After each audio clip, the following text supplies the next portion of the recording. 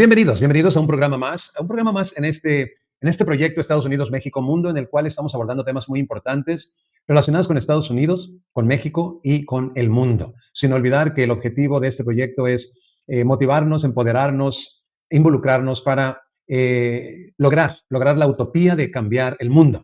Pienso que estamos de acuerdo que el mundo no está en un buen estado y que amerita un cambio, y de eso se trata este proyecto, de iniciar una conversación y, si, ¿por qué no?, un debate sobre cómo luce un nuevo mundo, un mundo nuevo. En esta ocasión vamos a retomar la línea de el México de Morena, y vamos a entrar a una etapa nueva en este repaso de la historia de México. Ya hemos abarcado varias partes de la historia. En esta ocasión llegamos a la Revolución Mexicana, que se considera la tercera transformación de la vida pública de México, y el objetivo es extraer la esencia de la historia de las diferentes etapas, en las diferentes etapas, con el fin de conectar el pasado con el presente, determinar cómo llegamos a dónde estamos y cómo podemos sumarnos al progreso que experimenta México actualmente a través del México de Morena, obviamente con argumentos. Sí, estamos convencidos que hay una esencia que corre desde el pasado hasta el presente, y que el proyecto de gobierno de Morena actualmente no es un invento, sino que ha venido fluyendo en toda la historia, obviamente hablando de ideales, de proyectos, de personajes, de partidos políticos, etcétera, pero sí que se puede trazar una línea que nos pueda ayudar a conectarnos con el presente. Pues muy bien, le vamos a agradecer si nos ayuda,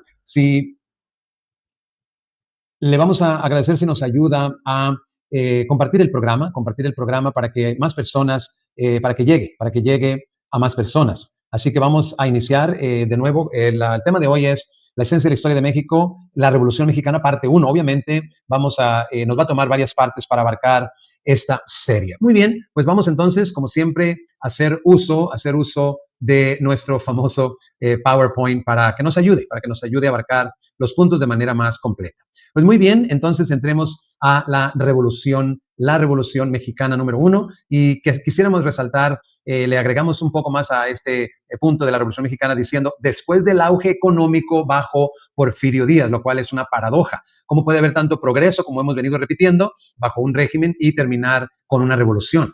Eso nos muestra que un gran sector, la mayoría de los mexicanos, no se beneficiaron con el auge económico, y por ahí va la cosa, por ahí va la esencia o la raíz, podríamos decir, de la Revolución Mexicana.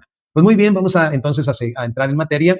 Albores de la Revolución Mexicana. La paz impuesta por Díaz fue constantemente alterada por grupos e individuos afectados por el despojo, la explotación y la represión. Ante la dolorosa desigualdad, aparecieron bandidos, entre comillas, generosos, como Jesús Arriaga, Chucho el Roto, y Heraclio Bernal, que pagaron con la vida la osadía de desafiar al sistema. Inclusive, un desconocido como Arnulfo Arroyo, el 16 de septiembre de 1897, rompiendo la valla de seguridad, atacó a mano limpia al presidente en la Alameda Central. Fue detenido y asesinado por la policía esa misma noche. Varias rebeliones indígenas y campesinas tuvieron lugar a lo largo del Porfiriato, pero las más importantes las realizaron los yaquis y mayas. Los yaquis eran una tribu pacífica que se dedicaba a la pesca, agricultura y ganadería en la región comprendida entre los ríos Yaqui y Mayo. Cuando fueron despojados por especuladores de tierras, la resistencia armada fue dirigida por José María Leiva Cajeme en 1874, y se prolongó por varios años porque refugiados en la sierra pudieron rechazar a las tropas federales y organizar una comunidad autosuficiente e independiente. Así se llegó a un modus vivendi hasta que fueron nuevamente agredidos en 1885 y se reinició la guerra. Ramón Corral, gobernador de Sonora, los derrotó y Cajeme fue fusilado en 1887. Los sobrevivientes fueron vendidos en subastas y trasladados a Yucatán y Quintana Roo. El conflicto no terminó. Continuaron las deportaciones y Cajeme fue sustituido por Juan Maldonado Tetaviate, quien, tras fracasados acuerdos de paz, fue asesinado en 1897. Luis Mbule continuó la lucha y solo se rindió hasta 1909. Suerte similar corrieron los mayas en Yucatán cuando fueron despojados de sus tierras para hacer plantaciones de enequén y caucho. Tras resistir varios años, el ejército federal los aplastó y sus tierras pasaron a una docena de plantadores encabezados por Olegario Molina, gobernador de Yucatán, y los McCormick, monopolistas de enequén. Los que no perecieron fueron esclavizados y marcados. Los que persistieron en su desobediencia fueron asesinados. La paz y el orden también se vieron amenazados por más de 200 movimientos de obreros, principalmente de ferrocarrileros, tabacaleros y textileros, que fueron suprimidos por la fuerza. La misma brutalidad se aplicó para reprimir las huelgas obreras, entre las más importantes las de Río Blanco en Veracruz en 1905 y la de Cananea, Sonora, en 1906. En esta última se contó con los Rangers del ejército norteamericano para matar a los huelguistas. Tampoco faltaron manifestantes ciudadanas de resistencia, perdón, manifestaciones ciudadanas de resistencia a la dictadura, por supuesto la de Porfirio Díaz. El 5 de febrero de 1901, los clubes liberales organizaron un congreso en San Luis Potosí en contra de la creciente intervención del clero en la política nacional y fueron reprimidos. Pero la primera respuesta política organizada más importante fue la fundación del Partido Liberal Mexicano en 1905, que publicó su programa al año siguiente. Este grupo, encabezado por Ricardo Flores Magón, demandó para los trabajadores derechos sociales que 10 años después serían plasmados en la Constitución de 1917. El mismo año de 1906, en Acayucan, Hilario Salas encabezó un movimiento armado en contra de los abusos de los Romero Rubio, parientes de Díaz. También algunos flores magonistas se rebelaron en armas en Coahuila, Veracruz y Chihuahua, pero fueron derrotados con crueldad por el ejército porfirista asimismo. Por el ejército porfirista. Asimismo, intentaron alzarse otra vez en Vacas y Viesca, Coahuila y Palomas, Chihuahua, en 1908.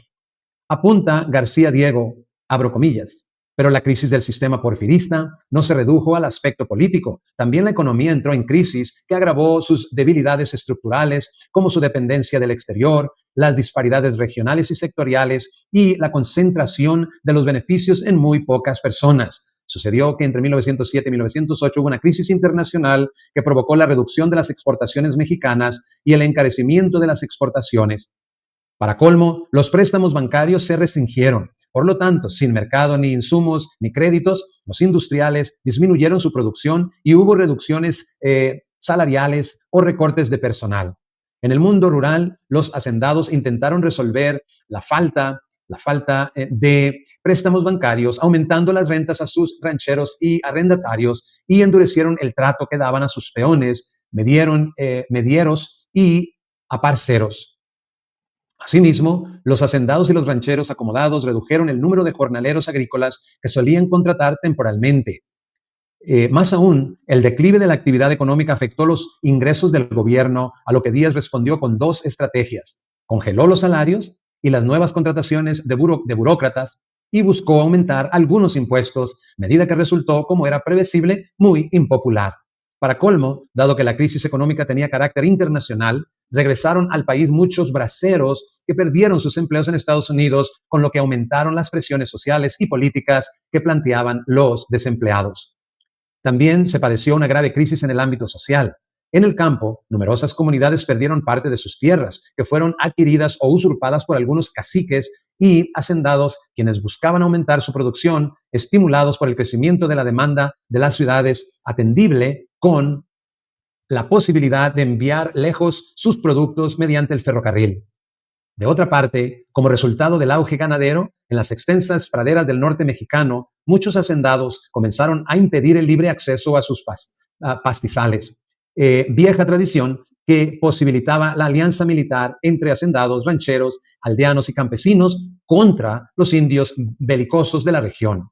El resultado fue la politización y organización de las comunidades rurales al no encontrar ayuda en las autoridades gubernamentales, claramente aliadas con los hacendados. Entrevista con Krillman. El 17 de febrero de 1908, Díaz concedió una entrevista al periodista norteamericano James Krillman, en la que expresó su determinación de retirarse del poder, así como su agrado y acuerdo con la formación de partidos políticos de oposición que compitieran en las elecciones de 1910. Se abre comillas. El pueblo mexicano está ya apto para la democracia. Cierra comillas.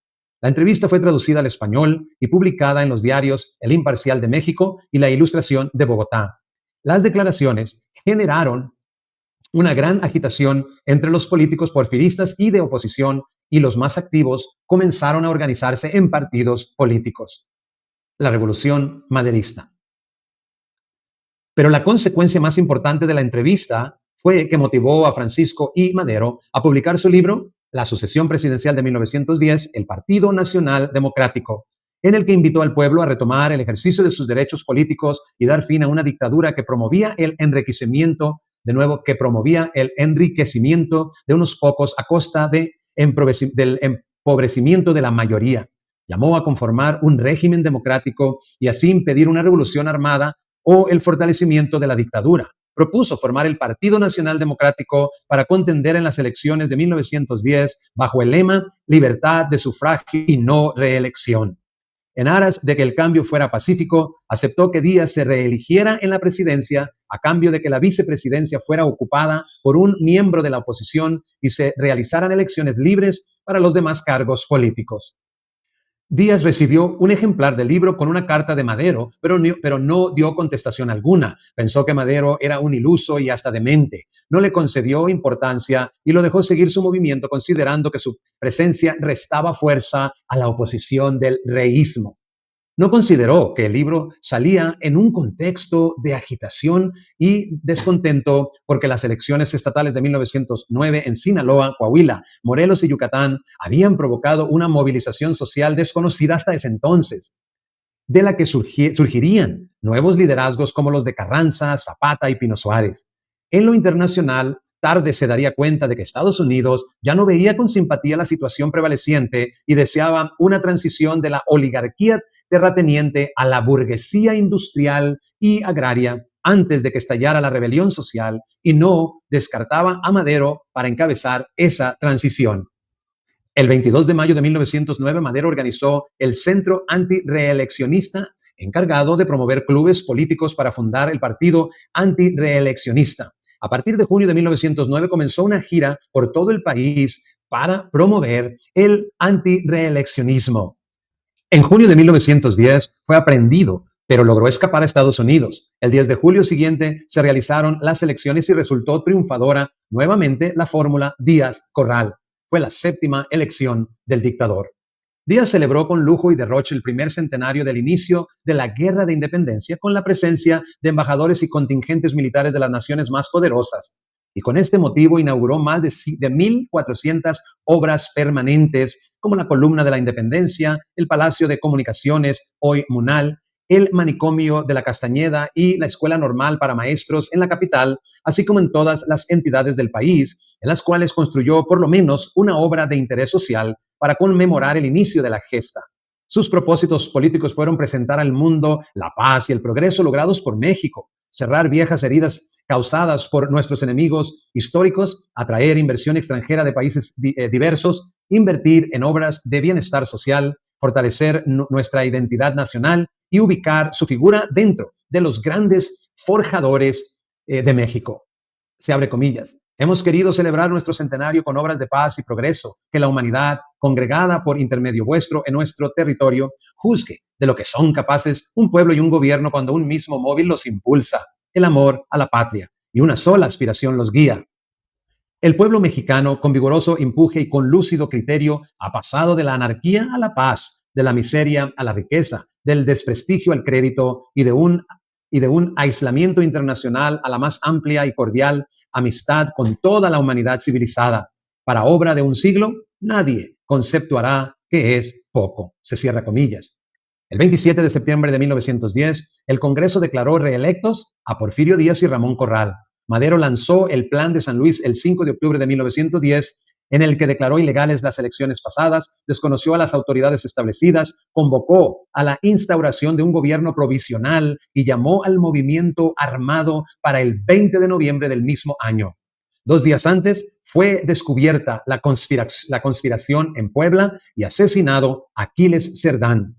Sin embargo, el ejército federal era ya incapaz de hacer frente a la rebelión popular generalizada que estaba en gestión, envejecido en sus mandos tras años de inactividad y debilitado por el propio Díaz por su temor a fortalecer a Bernardo Reyes. La insurrección creció lentamente a medida que el campesinado encontró en Madero la esperanza de recuperar las tierras despojadas o de obtener una parcela propia. Por su parte, Estados Unidos movilizó sus tropas a la frontera con México en espera de una posible intervención. Ante la amenaza norteamericana, la creciente agitación, el aumento de la violencia y de la organización popular, la invasión de haciendas y la toma de poblados, en marzo de 1911, Limantour, secretario de Hacienda, Íñigo Noriega, rico empresario y latifundista favorecido por Díaz, viajaron a Nueva York a intentar acuerdos con los familiares de Madero y con el doctor Francisco Vázquez Gómez. Al no lograrlos, Díaz declaró en su informe ante el Congreso que enviaría iniciativas para restablecer incondicionalmente el principio de no reelección, tanto del presidente como del vicepresidente.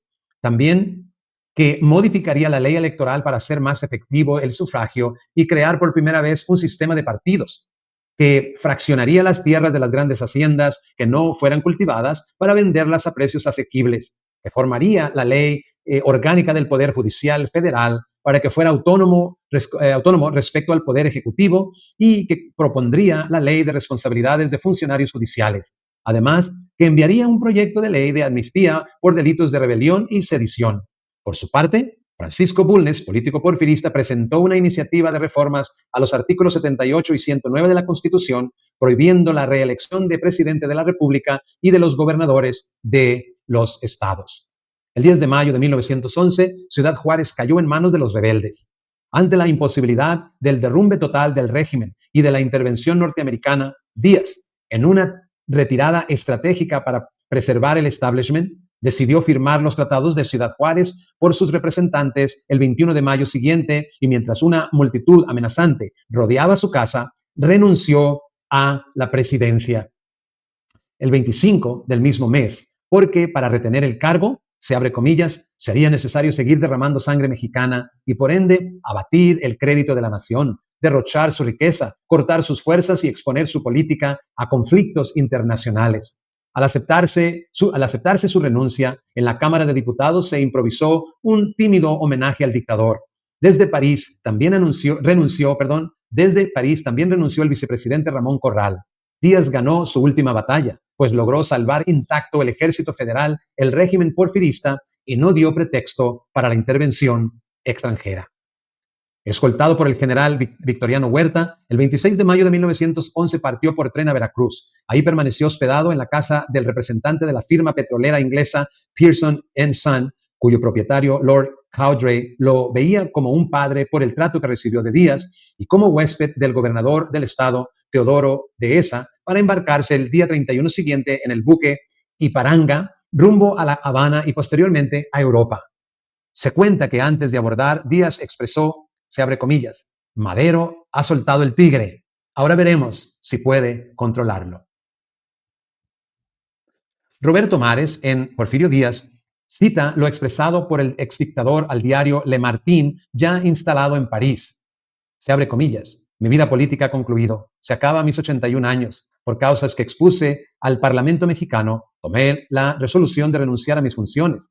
Por causas que no me explico, importantes grupos de ciudadanos se levantaron contra mi administración y a fin de evitar que mis compatriotas se maten entre sí y de evitar una intervención extranjera, me dije que si la lucha podría desaparecer gracias a mi partida, partía yo voluntariamente para dar a la nueva administración toda su libertad de acción a fin de que mi presencia de manera alguna la perturbara. Voluntariamente he abandonado mi país, solo un acontecimiento podría decidirme a reanudar una vida activa, que mi país se viera amenazado por el extranjero.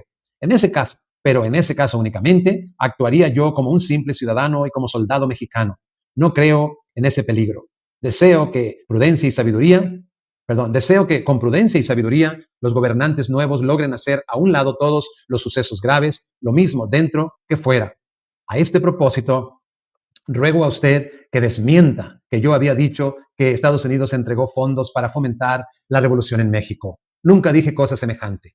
Yo solamente hablo de lo que sé a ciencia cierta y de lo que he visto con mis ojos. Porfirio Díaz Mori deja México entonces para exiliarse en Europa y muere en París en 1915. Véase México 17, Esencia Historia México, 5K Reforma, 11 para detalles. Aquí nos detenemos. Este fue el primer programa sobre la revolución. Así da inicio la revolución mexicana vinculada directamente a Francisco y Madero. Por supuesto,